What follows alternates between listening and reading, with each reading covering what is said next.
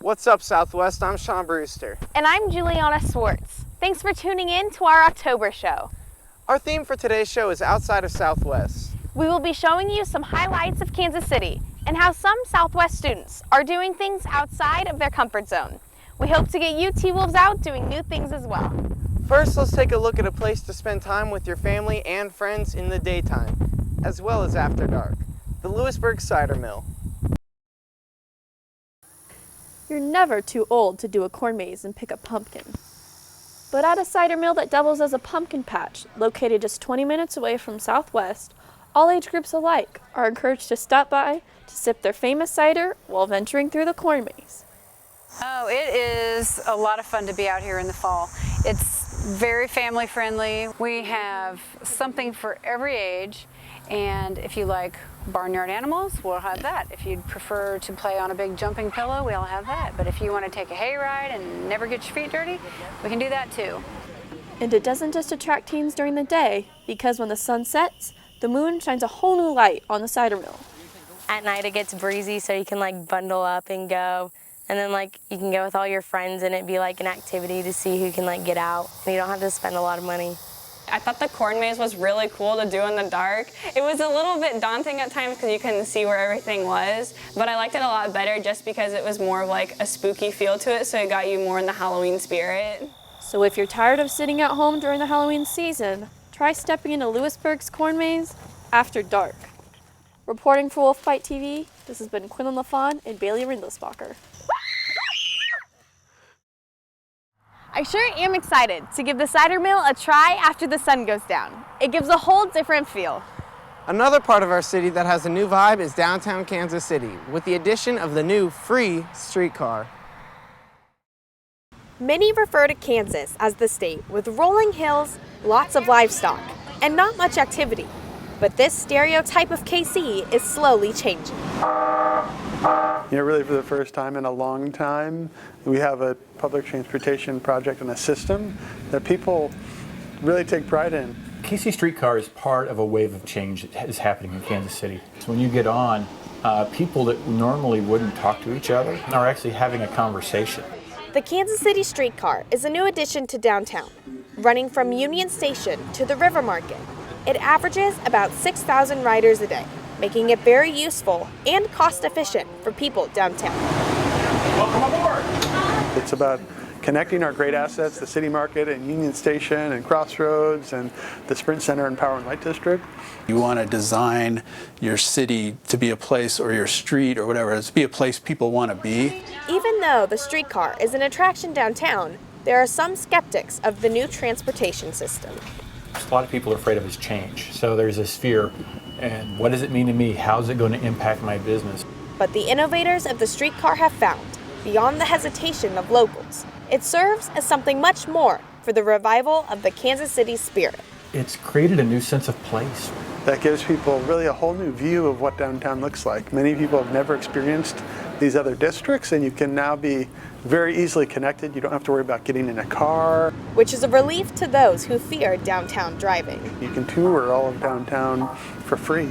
So T-Wolves, take a day outside of the bubble to explore places downtown you haven't seen before and take pride in our city. Reporting from Wolfbyte TV, this has been Juliana Swartz and Lauren Dremel. The streetcar also just released that they are putting plans in place to expand. It sure is nice to see people coming together and experiencing new parts of our city, which they normally wouldn't see. Our next story shows how some T-Wolves are bonding in a completely new type of team sport. As we await the upcoming basketball season, there are already Southwest students on the court. The Unified Sports Team, made up of athletes with special needs and their peers, get together for the fall basketball season. And for these players, it's not just the sport that matters. When you see them, they're just always going to bring a smile to your face because they're just such interesting people, and it's awesome to be around them. Each player has a positive outlook that you can clearly see through their compassion on the court. You know, whether it's high-fiving on the floor and a basket's made, or if they do win the game. To me, it seems like it's just as much fun, you know, for the partners as it is for the athletes. Although the bonds are strong throughout the whole team, there is one unique connection that started from the very beginning. When Jack and I were born, Jack was diagnosed with Down syndrome just a few minutes after he was born. And I've never thought of him differently than I would any of my other siblings. And this basketball team has accomplished what these brothers thought was impossible. Until Unified Sports, I never thought I'd be playing on the same sports teams as Jack. I played rec teams and club teams, and Jack did the traditional Special Olympics programs. Through Matt's eyes, joining the team was only beneficial. I've never had to sacrifice my own self-interest. I've never had to give up time with friends, you know. Being a part of this family gives you many opportunities that you may not get otherwise. Join the team. It's really fun. You don't have to be good at sports. You don't have to be good at talking to people. You don't have to be good at anything. You do get community service, so if you're in National Honor Society or anything like that that requires community service, that's a great way to get involved. For the new kids that want to join, there's no special training. It's you come because you want to be a part of something, and once you get involved, it's contagious. It's really a unique experience for everybody. No matter what your skill level is going in, your relationships will leave a lasting impression. Reporting for Wolfbyte TV, this has been Lainey Caldwell and Brooke Dempster. Hey Southwest, I'm Bailey Rinlisbacher, and today I'm taking Bean Boozled to the halls of Southwest. This game is a taste test between jelly beans, but the catch is that each colored jelly bean has a good and a bad flavor. Let's see how you guys reacted.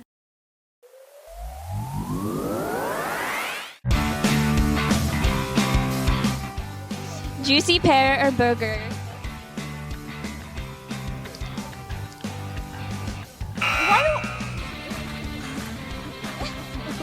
Why do I get things?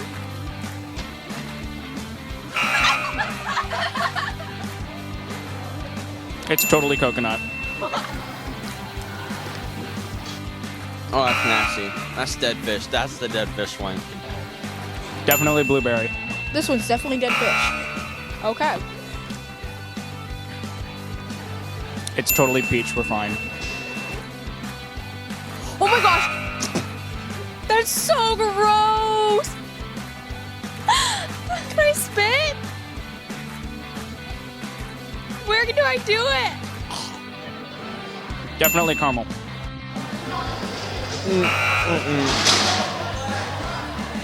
That's not good. Every single one but the first one has been the wrong one. I just want you to know, I've just been lying. That is disgusting. What a great way to meet new friends and get involved in the community. Our next two stories can provide some high-flying excitement. Our upcoming presidential election and zip lines through the trees.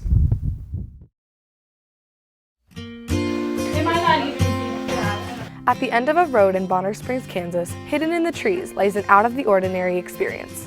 Zip KC, a 143-acre zipline park. It may sound scary to some, but with a great crew, anyone can feel safe flying high. We are very hands-on with the guests. The guides here, we're with you at all times, and we're very personable. We all just really get along together. Like, we're genuinely friends, and so I think it makes a good atmosphere for not only the participants, but just to work here as well. They were really nice. They did a really good job of making sure that I felt safe and secure in the harness, because it's terrifying to be up, like flying up in the air and having nothing to hang on to. So they did a really good job of making me feel somewhat safe. Though safety is a top priority, Zip KC brings the students of Southwest a chance to meet new people and gain a new experience. You come for the zip line, stay for the people. Tracks the laid back, nice, generally good-natured people. We all kind of enjoy the same thing being out here. It's different every time. I mean, the lines are the same, but every group of participants we have come through are different with their experiences. They ask different questions. New experiences will create unforgettable memories, even if you aren't the adventurous type. The zip line, you're high up in the air, you're overcoming that fear of heights if you're afraid of it, and it's just completely different. Just do it. It's a really fun experience. If you're looking for an adrenaline rush, then I would come here, and I know a lot of high schoolers are. They like new exciting experiences, and that's definitely Zip KC. So give it a try. You may end up finding a liking for flying high. Reporting for Wolfbyte TV, this has been Morgan Young and Selena Weir. Who are you voting for and why? I don't do politics. I'm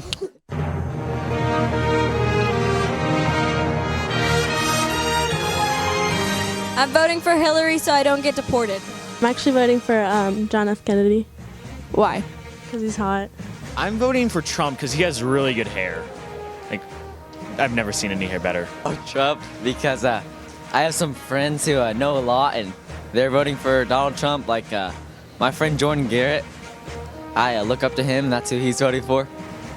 I'd probably go with the Donald, even though he says some questionable stuff. I think Congress and everyone else will keep him in check. Give me your best Trump impersonation. Build a wall. Oh, something racist. Yeah.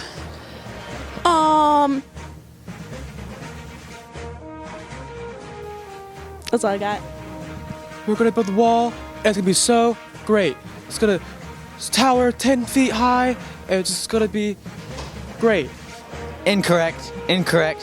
No, I didn't do that. We need to build a wall. Who do you think would have a better Halloween costume, Trump or Hillary? I actually think that Trump would, just because he'd probably be Hillary. Trump, I can see him making a lot of fool of himself. What do you think he'd wear? That red pantsuit and those like 0.2-inch heels that she was wearing. Did you like those? Oh yeah. I think he'd be a wall.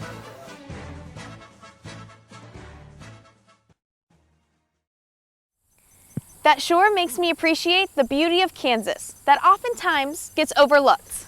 Another thing we all overlook sometimes is our own passions in life. We feel our interests are so different that there is no niche for us. But our next story shows there is a place we can all land. As we all go through life, we are all looking for our niche. For Molly Munyon, she had already found hers at a young age, as a full-time professional balloon artist. I'm just really blessed to have found what I love to do, what I'm really good at doing, what I think the world needs. Like, I found the thing that I am born to do, and of all things, it's balloons. Not only has her name reached all of Kansas City, but stories of her extraordinary talent has reached LA and New York City. However, Molly's balloon twisting career didn't start off all so glamorous.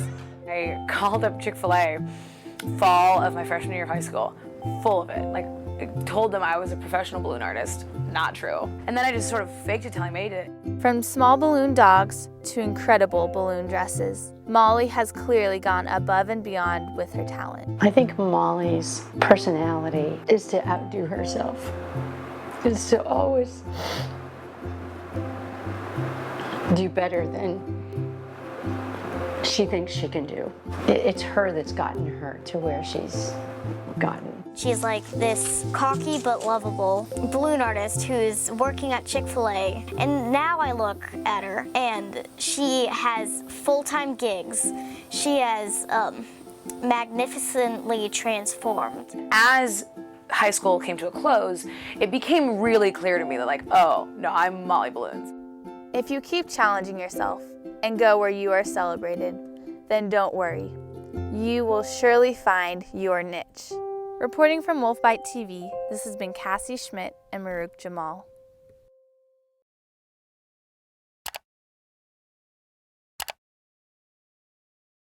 Hey guys, it's your girl, Folk Fashion Lover 121, and I'm coming at you with another You Wish You Could Fall trend like me, and I'm going to show you the trendiest fall look of the season, and you know, just let's get on with the video. Alright, so our first thing on the list is our oversized sweater which when I say oversized, I mean oversized. So you're wearing a bed sheet on your body. And I mean, this thing is the size of Russia. Now we're on to the footwear, and last year, was the tall boots, tall socks. But this year, no tall boots, no tall socks. No, we want short boots and tall socks. And when I say tall socks, I mean tall socks. Ain't nobody want to see your legs in the fall. Want to look a little bit more trendy, So then we add in the big scarf. Now this is a huge scarf. Like you could put this across the Atlantic Ocean and go to Britain, okay? You want to wrap it around your neck so you look like you broke your neck and you're going to have a neck brace. It'll look beautiful. You will look beautiful. People usually ask me, like, how do you get your makeup and hair to look very good? And I look at them and I say, well, you can't, because I wake up like this every day. I just get out of bed, look in the mirror like, oh, who's that hot girl in the mirror? And I say, me, because it is. And now we have our trendy fall look. I'll see you next time with another You Wish You Could Follow Trend Like Me. Go down, like, subscribe, or maybe leave a comment telling me I'm beautiful. This is Fall Fashion Lover 121, out!